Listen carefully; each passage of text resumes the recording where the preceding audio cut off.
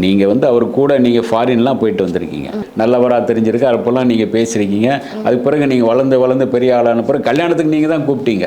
நீங்கள் தான் 2 பேரும் புருஷன் முன்னாடி அவர் காலில் வந்து ஆசீர்வாதம் வாங்கினீங்க. அப்போ வந்து அவர் நல்லவர். ஒரு பெண் சில இடங்கள் என்ன பண்ணுவாங்க, வீடியோஸ் சொல்லிக்க மாட்டாங்க, இப்படி நடந்தது, அதோட தெரியாத மாதிரி போயிட்டே இருப்பாங்க.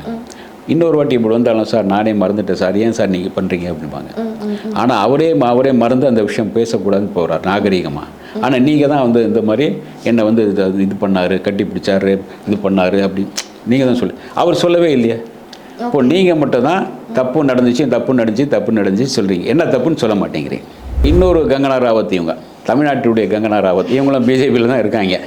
ஒரு திமுகவில் இருக்கார், அதனால தான் என்னை மிரட்டுறாரு. அப்படி அவர் எங்கே மிரட்டுறாரு? இதில் வந்து என்னென்னா ஏஆர் ரஹ்மான் பண்ண ஒரு தப்பு இந்த அம்மா சொன்னதுக்காக அவரோட பாடல் இது பண்ண வச்சுருக்காரு. அது கூடாது, ரஹ்மானுக்கு அது கூடாது. ரஹ்மான் ஒரு பெரிய ஒரு தன்னை யோசிக்கிறது, ஒரு தலைவனாக இருந்து யோசிக்கணும். இவங்க சொன்னாங்க, சொன்னாங்கன்னு சொல்கிற நம்ம நினச்சிட்டு ஏஆர் ரஹ்மான் வந்து வைரமுத்து நீக்கிட்டு பாடும்போது பெருசாக பாடல்கள் வரலையே. வைரமுத்து பொறுத்த வரைக்கும் உங்களுக்கு ஒரு படத்தில் பாடல் எழுதுறான்னா உடனே 4 பத்திரிகையாளர்கிட்ட பேசுவார், அந்த நியூஸ் வர வச்சுருவார். எடிட்டர் வரைக்கும் பேசுவார், இந்த மாதிரி பண்ணியிருக்கேன் அப்படின்னு உடனே அந்த நியூஸ் போட்டுருவாங்க. ஒரு பப்ளிசிட்டியை பண்ணிட்டு ஆரம்பிச்சு. மற்ற ஆட்கள் அந்த மாதிரி பண்ண முடியாது, சின்ன ஆட்கள் தான். அவங்களே போய் கெஞ்சி கேட்டு ஏதாச்சும் போட்டால் தான் உண்டு. வைரமுத்து சார்லாம் வந்து ஒரு நல்ல லெஜண்ட். அவர் எழுத்துக்களும் சரி, பாட்டுகளும் சரி, அந்த ஒரு அவரோட நேமை வந்து பதிவு பண்ணிட்டார். ஸோ அப்படி இருக்கும்போது இந்த இப்போ போன வாரம் நடந்த ஒரு விஷயம், அவர் வந்து ஏதோ ஒரு நிகழ்ச்சிக்கு வந்திருக்கும் போது ஸ்லிப்பரை தூக்கி அடிச்சிருக்காங்க. அவர் மேலே விழல, ஆனால் அவர் காரை விட்டு இறங்குற டைமில் அதை தூக்கி போட்டிருக்காங்க. இதை வந்து எதை பற்றி பேசுகிறாங்க அப்படின்னா, சின்மயா வந்து ஆரம்பத்தில் வந்து அவர் வந்து எனக்கு செக்ஷுவல் ஹராஸ்மெண்ட் கொடுத்தாரு, அதனால வந்து அப்படின்னு சொல்லிட்டு அவர்கிட்ட இருந்த ஒரு இந்த மாதிரி ஒரு விஷயம் வந்து இந்த விஷயம் நடந்து 10 வருஷம் ஆயிடுச்சு. அப்படியே அவர் ஏதாச்சும் பண்ணியிருந்தாலும் சின்மயி குழந்தையே பிறந்திருக்கும். அதாவது நான் என்ன சொல்கிறேன், இந்த மாதிரி நடந்திருந்தா கற்பனை நான் சொல்கிறேன், அது நடக்கணும்னு சொல்லலை. இந்த மாதிரி சொல்லி 10 வருஷம் ஆச்சு, அவர் கட்டி பிடிச்சாருன்னு சொன்னாங்க. அது அந்த 10 வருஷம் கேஸில் நடந்துட்டு போயிட்டே இருக்கு. அதுக்கு இப்போ ஏன் இது பண்ணுறீங்க? அதான் இப்போ கூட போன வாரம் தான் சார் அந்த இன்சிடென்ட் நடந்திருக்கு. அதை வந்து அவர் அதை பற்றி பேசவே இல்லையே. எங்கேயாச்சும் சின்மயை நான் வந்து இப்படி கட்டி பிடிச்சது தப்புன்னு சொல்லியிருக்காரா, அது சின்மயன் மேலே சொன்னது தப்புன்னு ஒன்றுமே பேசவே இல்லையே. ஆனால் அவங்க சொன்னதுக்கும் கிட்டத்தட்ட ஒரு 17 அனானமஸான ஒரு சில பொண்ணுங்கள் ஆமாம் எனக்கும் அந்த விஷயங்கள் நடந்திருக்கு அப்படின்ற நடந்திருக்குன்னா இவர் கூட நடந்திருக்கா சொல்லியிருக்கணும். எனக்கும் நானும் அவர் பாடல் எழுதும்போது அல்லது எனக்கு பாடல் எழுதும்போது பண்ணார் அப்படின்னு சொல்லியிருக்காங்களா? இல்லை. அல்ல நான் பாட போகும்போது எனக்கு அப்படி பண்ணாருன்னு சொல்லியிருக்காங்களா? என்ன இல்லை. அதாவது நீங்கள் வந்து அவர் கூட நீங்கள் ஃபாரின்லாம் போயிட்டு வந்திருக்கீங்க, சின்மயி சொல்கிறாங்க. அப்போல்லாம் கலை நிகழ்ச்சிகள்லாம் அப்போ வந்து அவர் வந்து நல்லவராக தெரிஞ்சிருக்கு, அப்போல்லாம் நீங்கள் பேசியிருக்கீங்க. அதுக்கு பிறகு நீங்கள் வளர்ந்து பெரிய ஆளான பிறகு கல்யாணத்துக்கு நீங்கள் தான் கூப்பிட்டீங்க. நீங்கள் தான் 2 பேரும் புருஷன் முன்னாடி அவர் காலில் வந்து ஆசீர்வாதம் வாங்கினீங்க. அப்போ வந்து அவர் நல்லவர். அது எப்படி யோக்கியமாக அவருக்கு நாம் சப்போர்ட்டு பண்ணல. உண்மையாக சொல்கிறேன், நீங்கள் இப்படி இருக்குது டக்குன்னு மாறும்போது என்ன காரணம்? இது வந்து சாதாரண ஒரு விஷயம். அதை வந்து அப்போவே அவர் மறந்து போயிட்டார். அப்போ அவர் என்ன நினைக்கிறான்னு அதை பற்றி பேச வேண்டாம்னு விட்டுறாரு. நீங்கள் அதை மேலும் அந்த பொண்ணை வந்து கீறி விட்டு நான் இருக்கேன், என்னதான் பண்ணார் என்ன. இன்னொரு கங்கனா ராவத், இவங்க தமிழ்நாட்டுடைய கங்கனா ராவத், இவங்களும் பிஜேபியில் தான் இருக்காங்க, இதில் தான் இருக்காங்க. அது இருக்கட்டும், இதில் ஒரு கட்சியில் இருந்து அது வேற. இன்னொரு கங்கனா ராவத் மாதிரி தான் அதாவது நீங்கள் ஒரு விஷயத்தை, ஒரு பெண் சில இடங்கள் என்ன பண்ணுவாங்க, வீடியோஸ் சொல்லிக்க மாட்டாங்க, இப்படி நடந்தது, அதோட தெரியாத மாதிரி போயிட்டே இருப்பாங்க. இன்னொரு வாட்டி இப்படி வந்தாலும், சார் நானே மறந்துட்டேன் சார், ஏன் சார் நீங்கள் பண்ணுறீங்க அப்படிம்பாங்க. ஆனால் அவரே மறந்து அந்த விஷயம் பேசக்கூடாதுன்னு போகிறார் நாகரீகமாக. ஆனால் நீங்கள் தான் வந்து இந்த மாதிரி என்னை வந்து இது பண்ணார், கட்டி பிடிச்சாரு, இது பண்ணார் அப்படி நீங்கள் தான் அவர் சொல்லவே இல்லையே. நாகரீகமாக நடந்துக்கிறார்ல, நீங்களும் அதே மாதிரி நடந்துட்டால் அதோட விஷயம் முடிஞ்சது. அதுக்கு மறுபடியும் இப்போ செருப்பு வீசி என்ன ஆகுது? நீங்கள் செருப்பு வீசும்போது என்ன ஆகும்? அவர் ரொம்ப ஸ்ட்ராங்காக ஏதோ பண்ணிட்டார் போல் இருக்கியா நினைக்க தோணும் இல்லையா? அதனால தான் இந்த அம்மா விட மாட்டேங்குது, ஏதோ பண்ணியிருக்காரியா. பப்ளிக்ல வந்து இவங்க வீசினாங்களா? நீங்கள் அந்த இப்போ என்ன சொன்னீங்க, அந்த விஷயத்துக்காக வீசினாங்கன்னு சொன்னீங்க இல்லையா? அப்போ வந்து அவங்கள தானே எடுக்க முடியும். நீங்கள் அந்த விஷயம் தான் அவங்க தானே சொல்லி ஆகணும். அல்லது அந்த வீசினவங்க வந்து ரொம்ப ஸ்ட்ராங்காக ஏதோ பண்ணியிருக்காருயா, ஏதோ பிள்ளைகளை கொடுத்துட்டாரோ, ஏதோ ஒவ்வொருத்தர் கற்பனை பண்ணுவாங்களே. நீங்கள் ஒரு விஷயத்தை எப்படி சொல்லிட்டீங்கன்னா ஒவ்வொருத்தரும் ஒரு மாதிரியே கற்பனை பண்ணுவான். ஒருத்தன் இப்படி பண்ணியிருப்பான், ஒருத்தன் அப்படி பிள்ளை இருக்குமோ, ஒரு இது பண்ணியிருப்பாரோ, துரத்தி இது பண்ணியிருப்பாரோ. இது இவங்க யோசிக்கிறது மனுஷனுடைய இதை. நீங்கள் யோசிக்க வச்சது நீங்கள் தான், பல வகையில் கற்பனை பண்ண வைக்கிறது நீங்கள். அது வந்து அப்படியே அமைதியாக போயிட்டா ஏன்னோ என்கிட்ட வந்து இப்போ தப்பாக நினைக்க பார்த்தாரு, நான் வந்து இது பண்ணிட்டேன், எங்களுக்குள்ளே இனிமேல் நான் பண்ண மாட்டேன் அப்படின்னு சொல்லிட்டிங்கன்னா முடிஞ்சது. ஒன்று அவர் வந்து அவரும் அதை பற்றி பேசலை, நீங்கள் மட்டும் தான் பேசிகிட்டு இருக்கீங்க. இப்போ நீங்கள் மட்டும் தான் தப்பு நடந்துச்சு சொல்கிறீங்க, என்ன தப்புன்னு சொல்ல மாட்டேங்கிறீங்க. எப்படி நடந்துச்சு, அப்போ கோர்ட்டுக்கு போனால் எப்படி நடந்துச்சுன்னு கேட்பாங்க. பல கோர்ட்டில் பார்த்துருக்கீங்களா, எங்கே கை தொட்டார், எப்படி தொட்டாருன்னு கேஸ்லாம் போகல. அப்போ கோர்ட்டில் போனால் அதெல்லாம் இதாகும். நீங்கள் எதுவும் இது பண்ணுறீங்க, என்ன பண்ணுறீங்க, ஏதோ அவர் ஒரு திமுகவில் இருக்கார், அதனால தான் என்னை மிரட்டுறாரு. அப்படி அவர் எங்கே மிரட்டுறாரு? எது வந்தாலும் கட்சி உள்ள வந்துடுது. எப்படி அவர் அதாவது ஒரு பாடல் நீங்கள் ஒரு ஏஆர் ரஹ்மான் பாட்டில் வந்து பாட வந்தீங்கன்னா அவருக்கு பாட வைக்கக்கூடாதுன்னு சொல்லவும் முடியாது. அது ஏஆர் ரஹ்மான். இவர் என்ன இவர் ப்ரொடியூசராக இருந்தால் தான் பாட வைக்க வேண்டாம்னு சொல்ல முடியும். அல்லது இவருடைய நண்பர்கள் ப்ரொடியூசராக இருந்தால் என்னத்துக்கு அப்படின்னு நினைக்கலாம். அல்லது அவர் சமூகத்தை சேர்ந்தவங்க யாராவது இருந்தால் அப்படின்னு நினைக்கலாம். அதுக்கு அவர் காரணம் இல்லையே.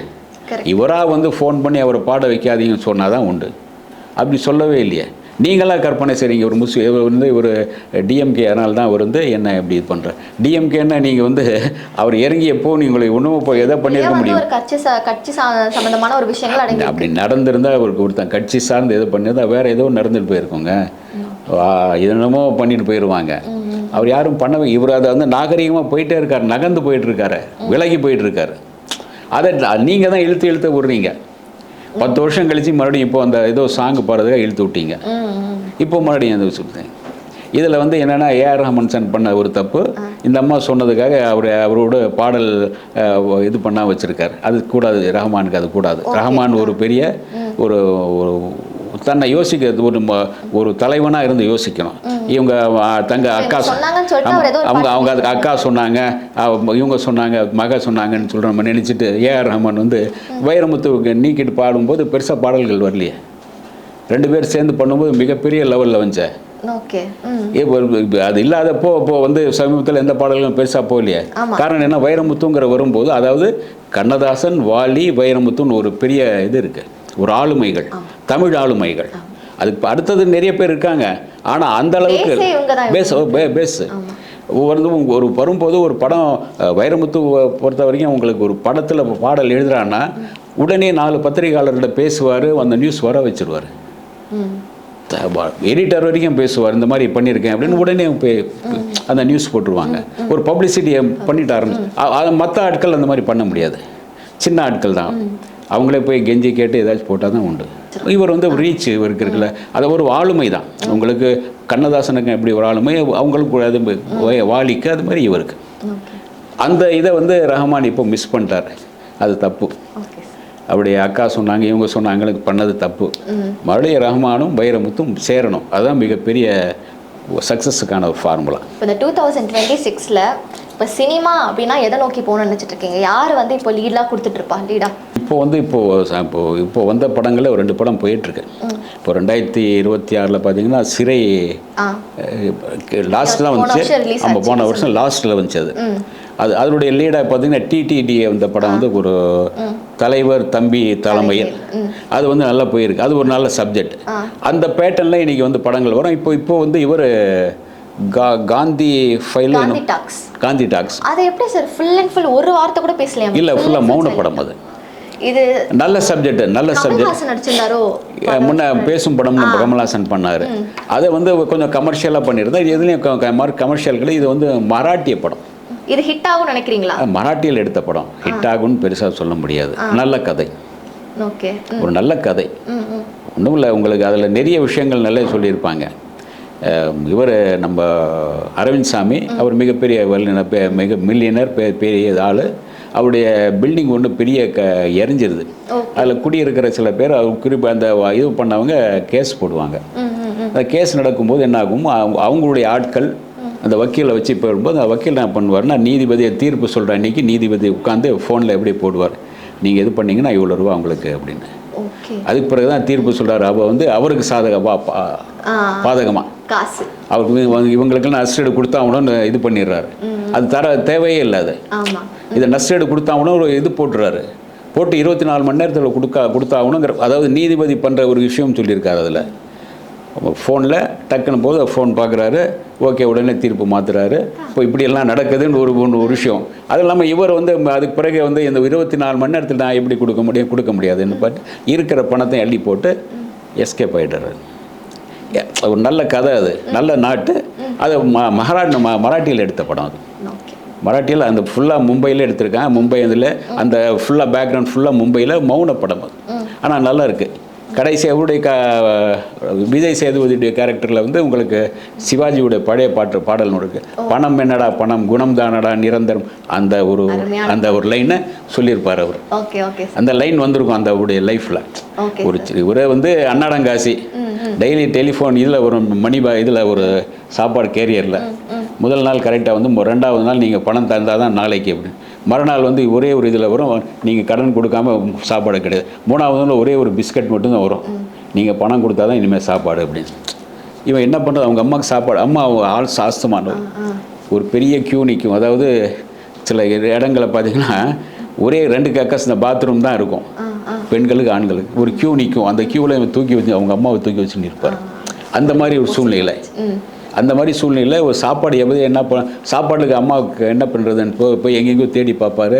அந்த பக்கம் கீழே பார்த்தா நாய் ஒன்று சாப்பிட்டுட்டு இருக்கு சாப்பாடு. அது ஒன்றும் எடுக்க முடியாது. முடிஞ்சது போயிட்டு வரதுக்கு சாப்பாடு நாய் சாப்பிட்ருது, அதுவும் எடுக்க முடியாது. இப்போ மேலே வரும்போது பக்கத்து வீட்டுக்காரர் வந்து வாய் கொப்பளிச்சுட்டு அதுக்கு சாப்பாடு வச்சுருவார். டக்குன்னு அவருடைய சாப்பாடு எடுத்துகிட்டு போயிட்டு அவங்க அம்மாவுக்கு சாப்பாடு வச்சுட்டு கொடுத்துட்ருப்பார். இதை ஒரு நல்ல இந்த மாதிரி அதுக்குள்ளே ஒரு சின்ன லவ் ஒன்று ஓடி இருக்கும் முன்னாடி. அதை வந்து ரொம்ப அழகாக சொல்லியிருக்காங்க. அந்த கதை நல்ல கதை. அதை நாம் பேசும்போது கேட்டோம் அவர்கிட்ட, சார் டயலாக் வச்சுருந்தா அந்த படம் சூப்பர் படம் சார், என்ன பண்ணுறது, நான் டைரக்டர் இல்லையே. டைரக்டர் வந்து அவர் மராட்டியில் பண்ணார், அதை பண்ணியிருக்காங்க, அதை நான் ஒன்றும் பண்ண முடியாது அப்படின்னு சொல்லியிருந்தார் விஜய் சேதுபதி. அதான் அந்த படத்தை அது ஒரு புது முயற்சியாக இருக்குது. நீங்கள் இன்றைக்கி வந்து அடிதடி பண்ணி வெட்டு குத்து போடுறதுக்கு அதுக்கு இது ஒரு புது முயற்சியாக இருக்குதுன்னு சொல்கிறேன். இந்த மாதிரி புது முயற்சிகள் வரும்போது, நல்ல கதைகள் யோசிக்கும் போது உங்களுக்கு சினிமா இன்னும் தாங்கும். சினிமாவுக்கு அந்த அறிவு கிடையாதுன்னு வைங்க, அதுக்கு நல்ல படங்கள் அப்பப்போ வரணும், வந்தால் தான். அதனால தான் இந்த படங்கள்லாம் உங்களுக்கு வந்து அந்த டிடிடி சிறை போன்ற படங்கள் வந்து இவங்களுக்கு உணர்த்துது. கோடி கணக்கில் வேண்டாயா, சின்னதாக கொண்டாயா போடுங்க அப்படிங்கிற மாதிரி யோசிக்கிறது, புதுசாக யோசிங்கிறது தான் இது.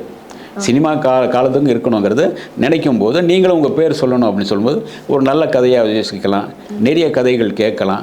அதுலேருந்து ஒரு நல்ல கதை செலக்ட் பண்ணி அவனுக்கு பணம் கொடுத்து கதை வாங்கலாம். அவர்கிட்ட அவன் கதை திருடதை விட அவன்கிட்ட பணம் கொடுத்து ஒரு நல்ல கதை வாங்கி அவனே கூப்பிட்டு உட்கார வச்சு, இந்த ஐயா இவ்வளோ பணம் தரேன் சொல்லி வாயா அப்படின்னு சொல்லலாம். அதை விட்டுட்டு நானே கதை வசனம் டைரக்டாக அது இது நானே பார்ப்பேன், நீயே படம் பார்த்துக்க வேண்டியதான்.